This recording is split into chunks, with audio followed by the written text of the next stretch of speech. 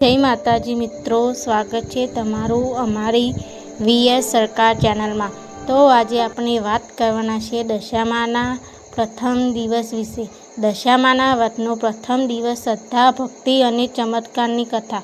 ધરતી પર શ્રાવણ માસનો પવિત્ર મહિનો ચાલી રહ્યો છે।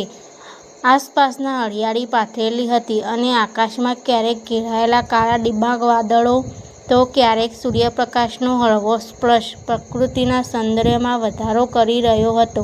આ પવિત્ર દિવસોમાં શ્રદ્ધાળુઓ ભગવાન શિવ અને માતા પાર્વતીની આરાધનામાં લીન હતા।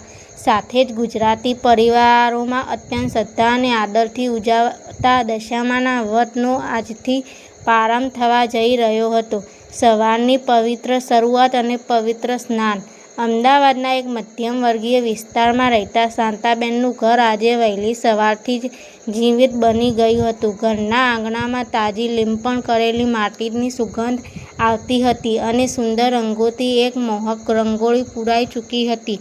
આ વ્રત માત્ર એક ધાર્મિક વિધિ નહોતી, પરંતુ પેઢી દર પેઢી ચાલી આવતી એક અનન્ય પરંપરા અને વિશ્વાસનું પ્રતીક હતું। સવારના 4 વાગ્યાનો સમય થયો હશે। પક્ષીઓનો કલરવ હજુ શરૂ થયો હતો। શાંતાબેને વહેલી સવારે જાગીને ઘરના તમામ કામ આટોપી લીધા હતા। આજે વ્રતનો પહેલો દિવસ હોવાથી ઘરનું દરેક ખૂણે ખૂણે સ્વચ્છ કરવામાં આવ્યું હતું। શાંતાબેને ઠંડા પાણીથી સ્નાન કર્યું અને શરીર પર પવિત્ર ગંગાજળ છાંટીને સ્વસ્થ કોરા ધોયેલા સૂતરના વસ્ત્રો ધારણ કર્યા। તેમના ચહેરા પર એક અજબનું તેજ અને શાંતિ હતી। તેમના વ્રતના પ્રારંભ સાથે જ ઘરના અન્ય સભ્યો પુત્ર રમેશ, પુત્રવધુ કૈલાસ અને નાની પૌત્રી પણ જાગી ગયા હતા। ઘરના વાતાવરણમાં એક દૈવી પવિત્રતા છવાયેલી હતી। કૈલાસે રસોડામાં જઈને દૂધ અને સાત્વિક રસોઈની તૈયારી શરૂ કરી દીધી હતી, કારણ કે દશામાના વ્રતમાં શુદ્ધતા અને નિયમોનું પાલન અત્યંત કાળજીપૂર્વક કરવું પડતું હતું। માટીના ઘોડા અને સ્થાપનાની પવિત્ર વિધિ। વ્રતના પ્રથમ દિવસે સૌથી મહત્વનું કાર્ય દશામાની પ્રતિમાની સ્થાપના કરવાનું હતું। શાંતાબેને તેમના પાડોશી મહિલાઓ સાથે સવારે જ નજીકની નદીના કિનારે અથવા પવિત્ર માટી લેવા ગયા હતા। શાસ્ત્રોક્ત વિધિ મુજબ શુદ્ધ અને કીચડ વગરની માટી લાવવામાં આવી હતી। ઘરના પવિત્ર પૂજા રૂપમાં પાટલા પર લાલ રંગનું વસ્ત્ર બિછાવવામાં આવ્યું હતું। તેની ઉપર ચોખાથી સાથીઓ બનાવવામાં આવ્યો હતો। માટીની મૂર્તિઓ। શાંતાબેને પોતાના કુશળ હાથે દશામાના પ્રતીક સમાન માટીના નાના નાના ઘોડા અને માતાજીની મૂર્તિઓ તૈયાર કરી હતી। ઘોડાઓને દશામાનું વાહન માનવામાં આવે છે। શણગાર। આ માટીની મૂર્તિઓને લાલ, કુમકુમ, હળદર, અબીલ, ગુલાલ અને કેસરથી સજાવવામાં આવી હતી। માટીના ઘોડાઓ પર નાની ઝૂલ અને રંગબેરંગી દોરા બાંધવામાં આવ્યા હતા।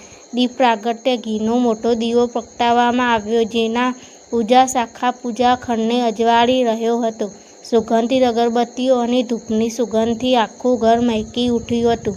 શાંતાબેને હાથમાં પવિત્ર જળ અને અક્ષત લઈને વ્રતનો સંકલ્પ લીધો। હે દશામા, હે જગતજનની, આજે શ્રાવણ વદ સાતમ અથવા વ્રતના પ્રારંભિક દિવસે હું મારા કુટુંબના સુખ, શાંતિ, રક્ષણ અને સમૃદ્ધિ માટે આપના 10 દિવસના વ્રતનો આરંભ કરું છું।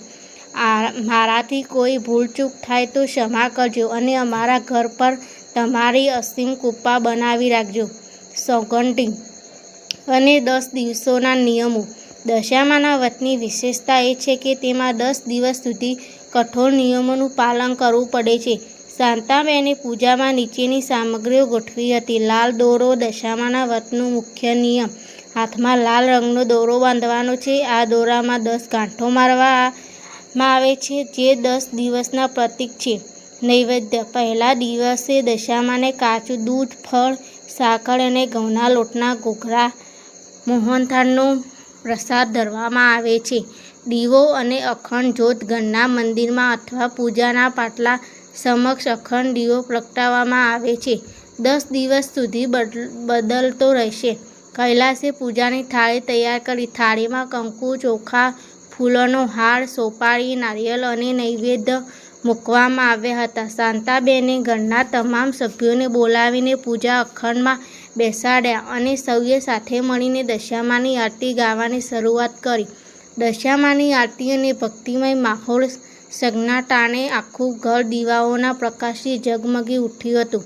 આસપાસના પડોશીઓ પણ શાંતાબેનના ઘરે આરતીમાં સામેલ થવા આવવા લાગ્યા હતા. સ્ત્રીઓએ ભેગા મળીને તાળીઓના તાલે દશામાના ભજનો ગાવાનું શરૂ કર્યું.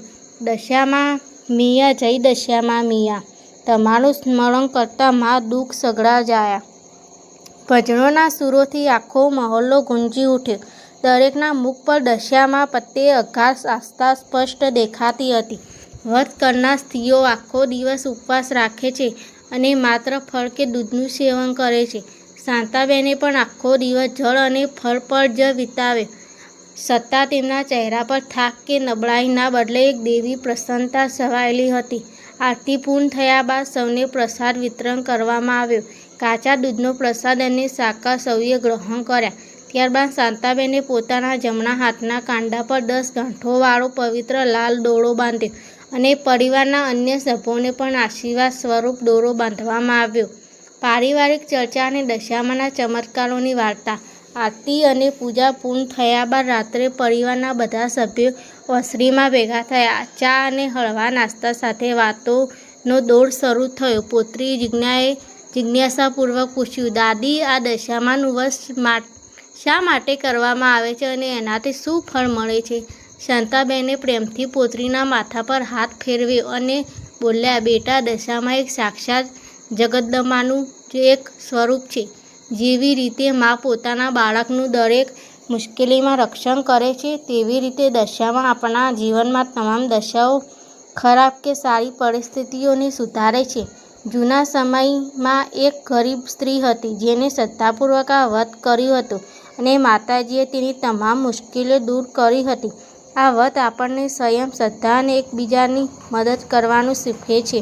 રમેશે પણ વાતમાં સૂર પૂરતા કહ્યું, હા દીકરા, આ વ્રતના નિયમો થોડા કઠિન જરૂર છે, જેમ કે જમીન પર સૂવું, બ્રહ્મચર્યનું પાલન કરવું અને બહારનું કે અશુદ્ધ અન્ન ખાવું. પરંતુ આ નિયમો આપણા મનને મજબૂત બનાવે છે. પ્રથમ દિવસની રાત્રિ અને શાંતિ. રાતે 9 વાગ્યાનો સમય થયો.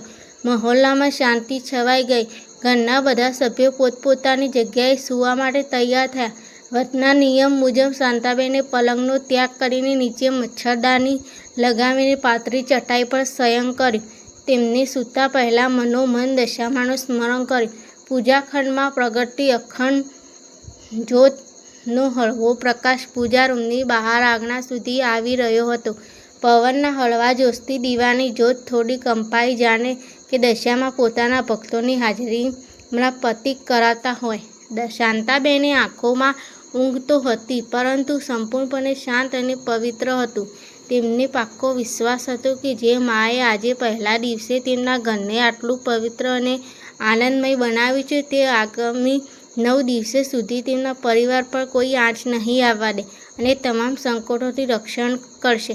આ પ્રકારે દશામાના વ્રતનો પ્રથમ દિવસ અત્યંત શ્રદ્ધા, ભક્તિ, શુદ્ધતા અને પારિવારિક પ્રેમ સાથે સંપન્ન થયો, જેને આગામી 10 દિવસના પવિત્ર અનુષ્ઠાન માટે એક મજબૂત અને દૈવી પાયો નાખી દીધો હતો. જય માતાજી મિત્રો, અમારો વિડીયો ગમ્યો હોય તો વિડીયોને લાઇક, શેર અને ચેનલને સબસ્ક્રાઈબ કરવાનું ભૂલતા નહીં.